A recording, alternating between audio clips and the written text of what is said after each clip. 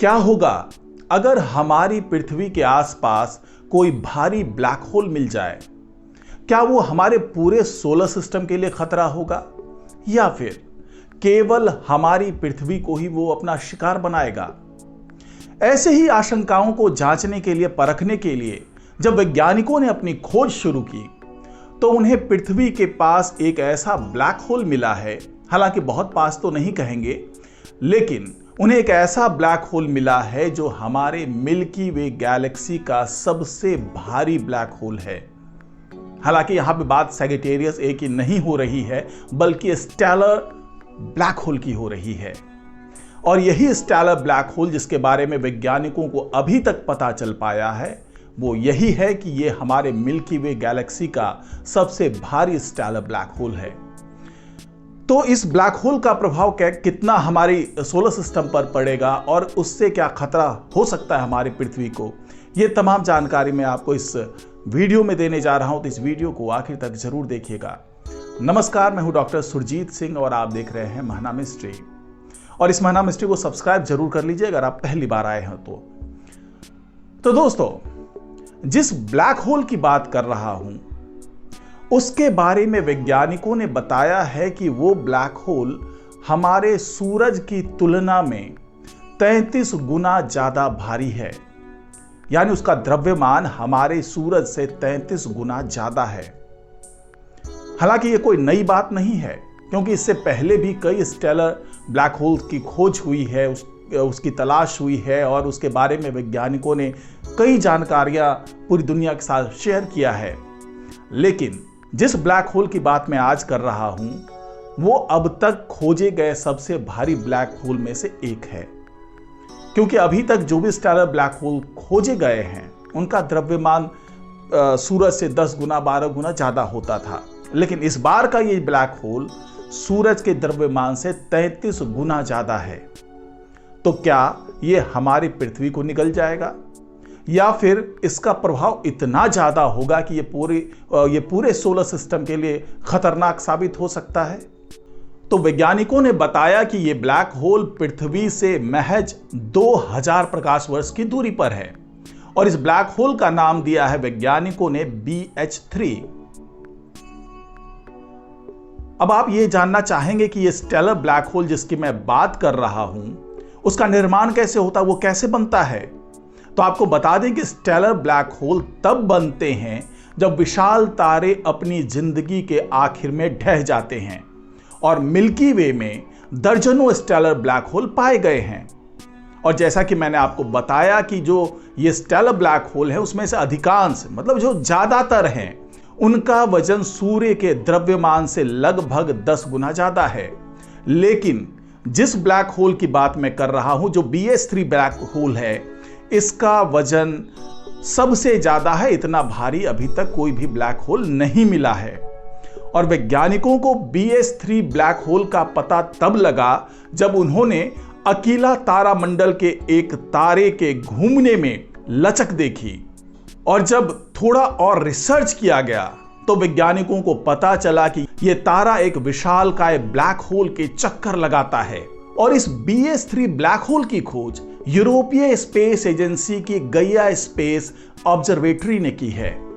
गैया space telescope को 2013 में लॉन्च किया गया था और इस BH3 ब्लैक होल की खोज इतनी अहम थी कि वैज्ञानिकों ने वक्त से पहले ही इसकी जानकारी पूरी दुनिया को दे डाली।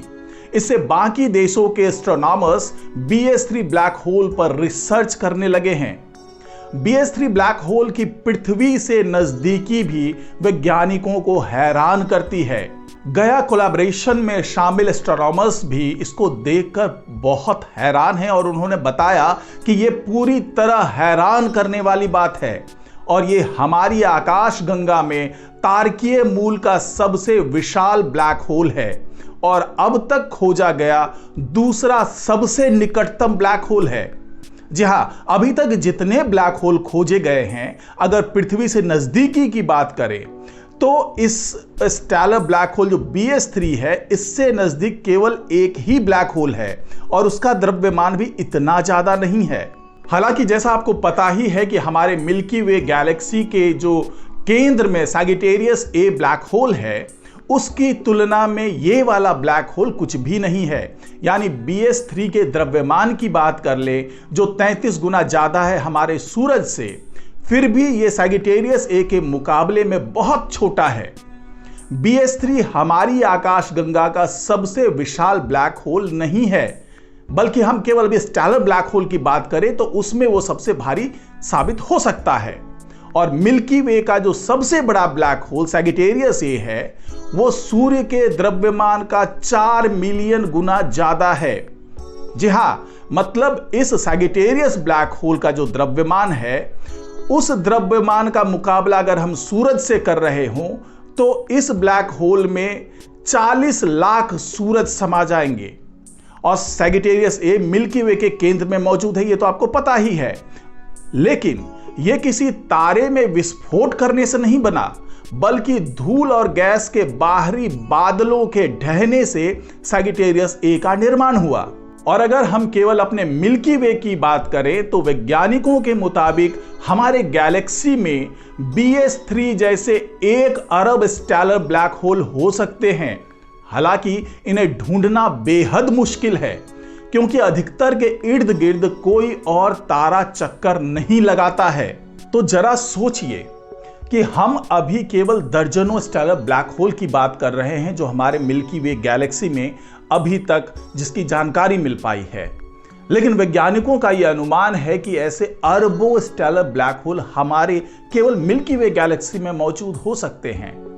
और जो नजदीकी मिली है इस ब्लैक होल की हमारे पृथ्वी से, यानी महज 2000 लाइट ईयर्स की दूरी पर यह मौजूद है। यह भले सुनने में बहुत दूर लग रहा हो, लेकिन अगर हम अंतरिक्ष से लिहाज से कहें तो जितने बड़े द्रव्यमान का यह BS3 ब्लैक होल है, उसके मुताबिक यह दूरी बहुत ज्यादा नहीं है।